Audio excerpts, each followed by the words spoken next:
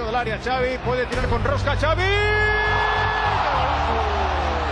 Gol con esa rosca que se veía venir desde አድማጮች ዛሬ ትሪቡን ላይ የማነሳው ሰው እድሜ ዘመኑን የባርሴሎናን የኳስ ማዕበል በፈለገው አቅጣጫ በማይመከት ኃይል የናጠ ኮከብ ነው። ካታሎናውያን የቡድናችን የልብ ምት ሲሉ ያወድሱታል። የባርሴሎና ቀልብ ገዢ፣ የጨዋታ ፍልስፍና ቀማሪ ኮንዳክተር፣ የስፔን እግር ኳስ አርማዳ ኦርኬስትረኛ፣ በተጨናነቀ በተጠቀጠቀ የተከላካይ ጀብ መሃል እድል የሚፈጥር የመሃል ሜዳ ሰው። ይሄ ተጫዋች እኔና እናንተ ባለፉት ዓመታት በምንወደው የእግር ኳስ ስፖርት ሙሉ አድናቆታችንን የቸርነው ተጫዋች ነው። ዣቪየር ሄርናንዴዝ ክሬውስ ዣቢ ነው። የትሪቡን የኮከቦች ገጽ ፕሮግራሙ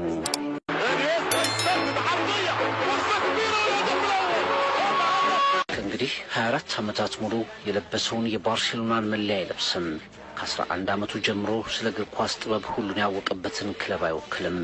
እንደሚመስለኝ አለ ዣቢ ባርሴሎናን በተሰናበተበት ጋዜጣዊ መግለጫ ላይ አሁን መጨረሻዬ ነው፣ የመሄጃዬ ጊዜ ነው።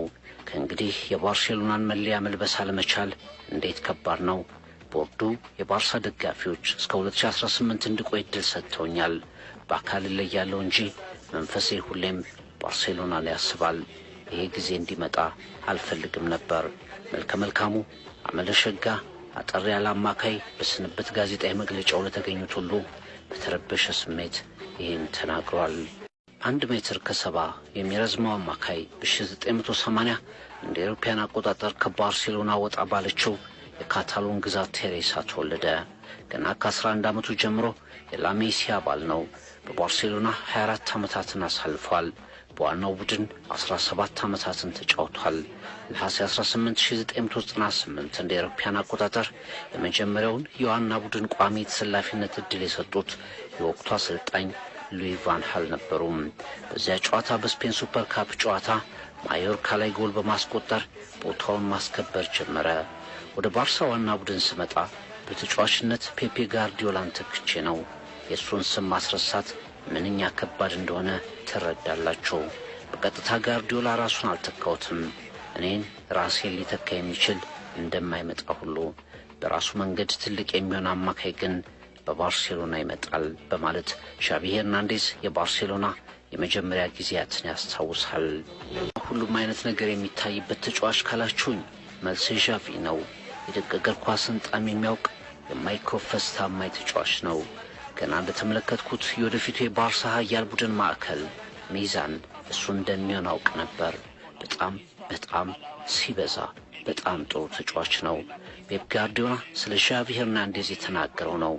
የባርሳ ክለብ ሊቀመንበር ባርቶሎሜው በእግር ኳስ ታሪክ መሃል ቦታ ላይ የተፈጠረው ትልቁ ተጫዋች እሱ ነው ይሉታል። አሁን በባርሴሎና ታሪክ ራሱን የቻለ ምዕራፍ የጻፈ ተጫዋች ነው። 764 ጊዜ በመሰለፍ የክለቡ ቁጥር 1 ተጫዋች ነው።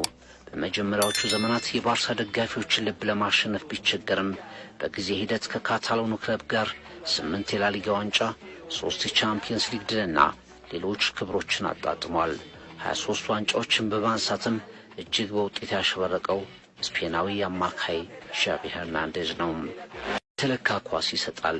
የንስር ዓይን አለው።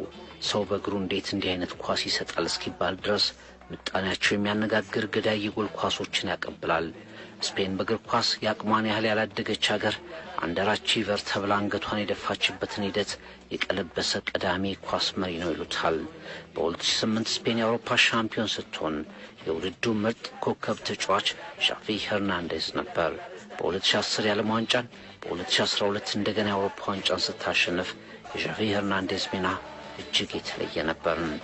ስፔን የታሪኳን አስገራሚ የዓለም ዋንጫ ስታነሳ በደቡብ አፍሪካ ምድር 599 የተሳኩ ኳሶችን በማቀበል ቁጥር 1 አማካይ የመሱ ነበር።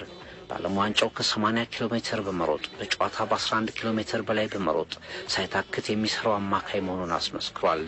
ፍጹም እርጋታው የሚያስገርም፣ ካቻዎቹ ሁሉ የተለየ እይታው፣ የተመተረ ኳሱ፣ ኳስ ቁጥጥሩ የዓለም ዋንጫውን ጨምሮ በብዙ የኳስ ጨዋታ ዓመታቱ መነጋገሪያ ሆነውለት አልፈዋል። رودريغيز الكرة والتسديد حطاله 1-0 من شافي هرنانديز 1-0 قتلوه ከልጅነቴ እስከ እውቀቴ ብዙ አልተቀየርኩም። ኳስን አመቻችቶ ማቀበል የሚያስደስተኝ ሕፃን ነበርኩ። አሁንም ያው ሰው ነኝ። ሁሌም የተለዩ ኳሶችን ለጓደኞቼ ማድረስ ያረካኛል።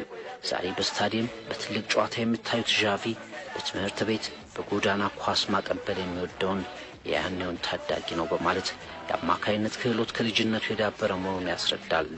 እነ ዣቪን የተለዩ ተጫዋቾች አድርጎ የቀረጸው የላሜሲያ የሥልጠና ማዕከል ፍልስፍናው ከአያክስ ከዮሃን ክራይፍ የመጣ መሆኑንም ይመሰክራል።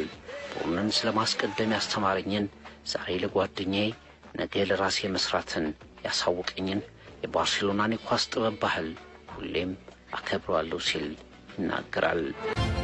33 تركيز كبير عند تشافي او ميسي اعتقد تشافي سيسدد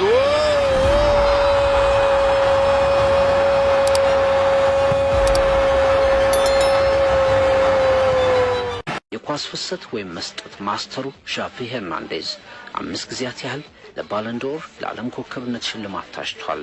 በ2009፣ 2010፣ 2011 ሶስተኛ ሆኖ ጨርሷል። በ2011 ሜሲን ተከትሎ የአውሮፓ እግር ኳስ ምርጥ ተጫዋች ተሰኝቷል። በ2008 እስከ 2011 የዓመቱ ምርጥ አማካይ ተብሏል።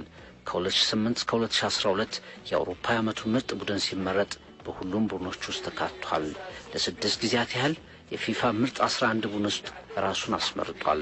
ከ2014 የዓለም ዋንጫ በኋላ ራሱን ከእግር ኳስ ስፖርት ሲያገል ቪሸንቴ ዴል ቦስኬ እጅግ የተለየ ከበሬታቸውን ለግሰውታል። ስፔን በታሪኳ ውለታውን የማትዘነጋው የኳስ ሰው በማለት ጭምር انيستا يسدد عرضية فرصة كبيرة والهدف الأول الهدف الأول من تشافي زرقاء اليمامة تحضر لتصعد. አሁን ባርሴሎናን በመለየት ወደ ካታሩ አልአሳድ ክለብ ያመራል። የሚወደውን የእግር ኳስ ባህል መለየቱን አሳውቋል። በ10 የተለያዩ አሰልጣኞች ስር ተጫውቶ 10ሩም በተመሳሳይ ቃል የሚገልጹት ኮከብ ሆኖ አልፏል። ባርሴሎናን ቢሰናበትም ከካታሎኑ ክለብ የምንጊዜ ምልክቶች አንዱ የሚያደርገው አሻራው ግን አይደበዝዝም። ከእንግዲህ የባርሴሎናን ፈሳሽ ኳስ ማዕበል እንደፈለገው የሚመራው ቁልፍ አማካይ በኑ ካምፕ አይታይም። እግር ኳስ ግን የቀማሪውን አማካይ ጉዞ አይረሳውም። ዣቪየር ሄርናንዴዝ ክራውስ ዣቪ ሄርናንዴዝ በትሪቡን የኮከቦች